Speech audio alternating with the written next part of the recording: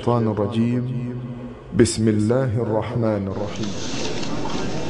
That Khorasan is that territory which extends from northwest Pakistan, the Pathan belt, northeast Iran, the whole of Afghanistan, and the territory north of Afghanistan. But clearly Afghanistan is in the heart of Khorasan. No. This territory has one thing distinctive about it,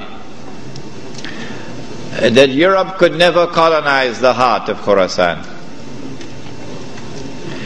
The British tried when Britain was the ruling state in the world, and the British failed.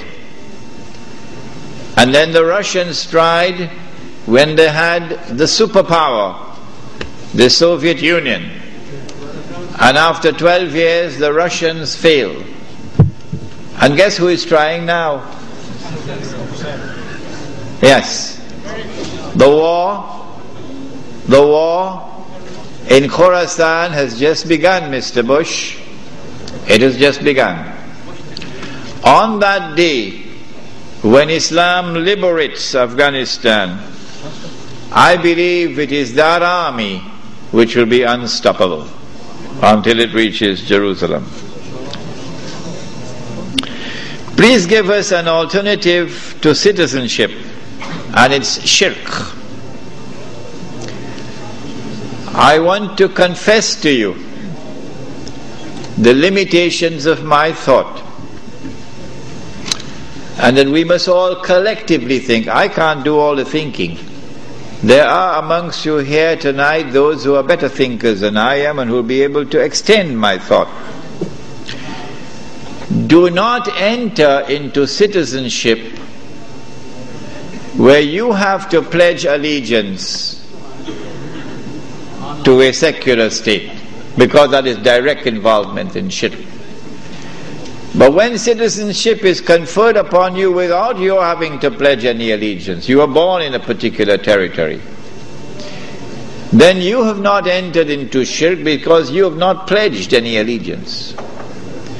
And in that territory and elsewhere in the world, you make it plain and clear for everybody down here and everybody up there to hear: I do not recognize the sovereignty of that state.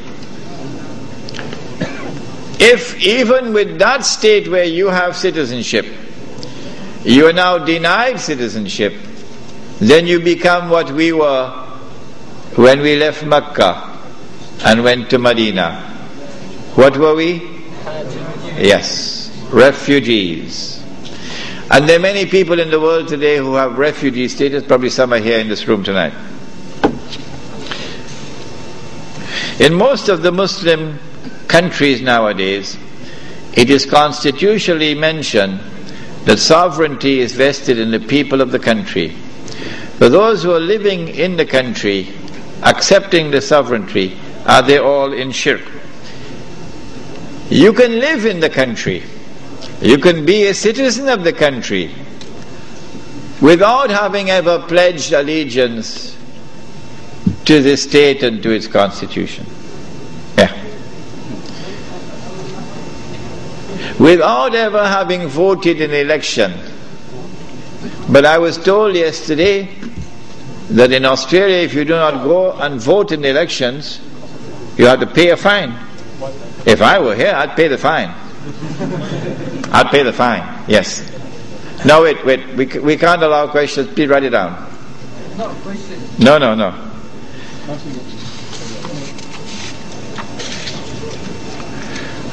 When does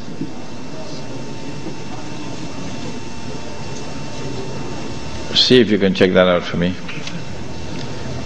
Did you say that the Mahdi is a Shia?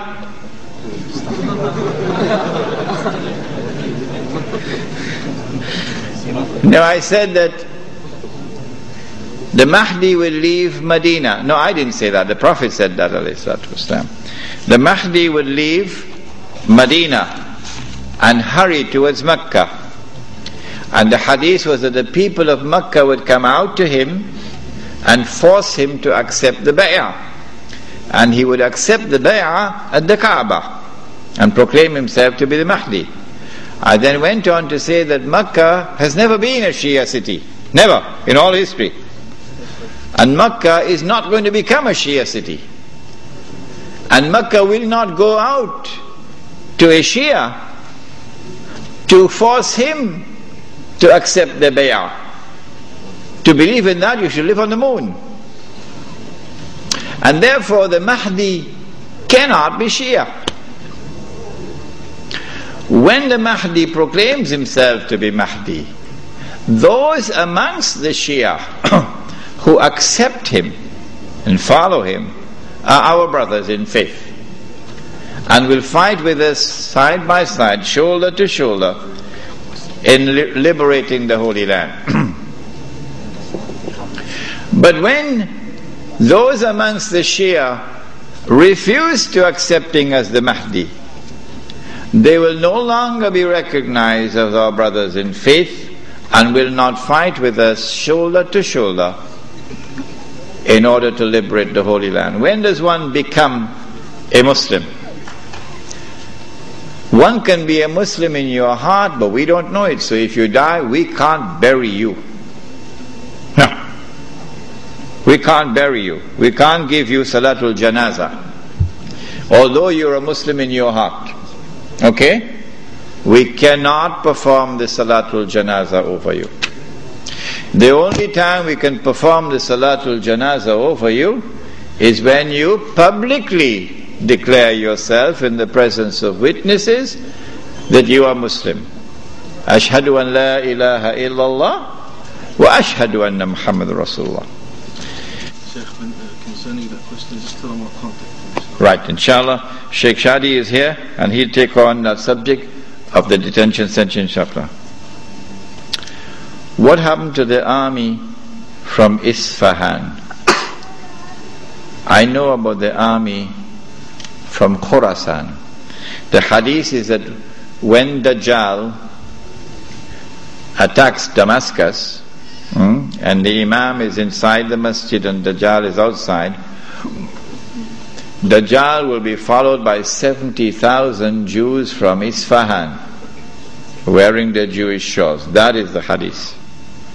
What this hadith indicates is that the state of Israel would no longer be ruled at that time by the European Jews, but that rather Banu Israel, who today are second-class citizens in Israel, they call them the Arab Jews.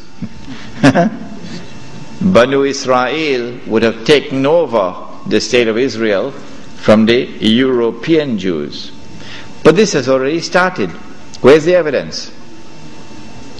The evidence is that last year sometime there was the election for the presidency. I think it was last year. And the European Jews put up the prince himself. Who is he? Shimon Peres. The prince himself of the European Jews. And Banu Israel, the Arab Jews, or the Sephardic Jews as they are called now, they put up a person whose name nobody ever heard before. Moshe Katsov or something like that. And guess what? Katsov is an Iranian Jew. And he defeated Shimon Peres, and he's now the president of the state of Israel. For the first time in its history, an important post in the government of Israel is held by a non-European Jew. It's the beginning of the process which will eventually fulfill this hadith, that Dajjal will be followed by 70,000 Jews from Isfahan wearing their Jewish shawls.